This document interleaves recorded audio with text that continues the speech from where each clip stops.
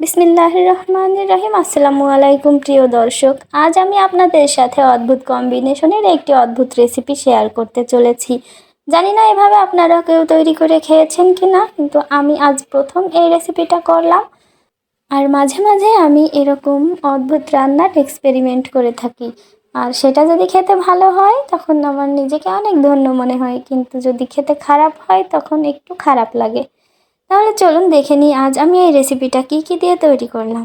প্রথমে আমি এখানে একটি আমড়া কুচি করে নিয়েছি, এবং এই যে সাদা যে জিনিসটা দেখতে পাচ্ছেন এটা হলো মূলা, এটা আমি কেটে চিকন চিকন করে কেটে নিয়েছি। তারপর এই যে এখানে একটি টমেটো, একটি আলু কুচি করে নিয়েছি। তারপর এখানে পেঁয়াজ, কাঁচামরিচ, রসুন এগুলো কুচি করে নিয়েছি ও একটু জিরা বেটে নিয়েছি। তারপর আমি চলে যাব মূল রান্নায়। এবার আমি একটি হাঁড়ির মধ্যে সব কিছু একসাথে ঢেলে নিলাম, নিয়ে এর মধ্যে আমি একে একে মশলাগুলো সব দিয়ে দিব। এই যে আমি বেটে রাখা মশলাগুলো দিয়ে দিলাম। তারপর আমি পরিমাণ মতো লবণ দিয়ে দিলাম। লবণ দেওয়ার পর এখানে আমি পরিমাণ মতো হলুদও দিয়ে দিলাম।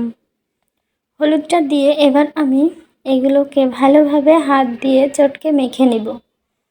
দেখুন ভালোভাবে মাখিয়ে নিতে হবে, যেন মাখানোতে অর্ধেক রান্নাটা হয়ে যায়।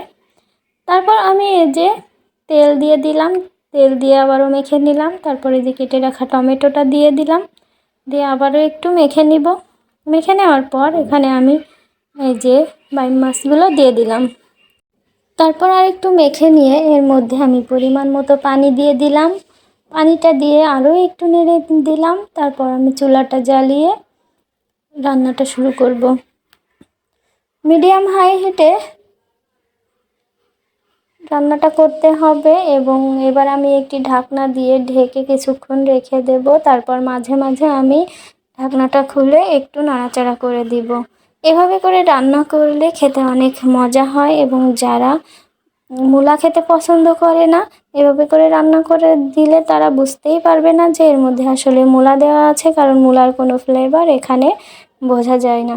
এভাবে করে রান্না করে খেয়ে অনেক মজা পেয়েছি। আপনারা চাইলে এভাবে করে খেতে পারেন।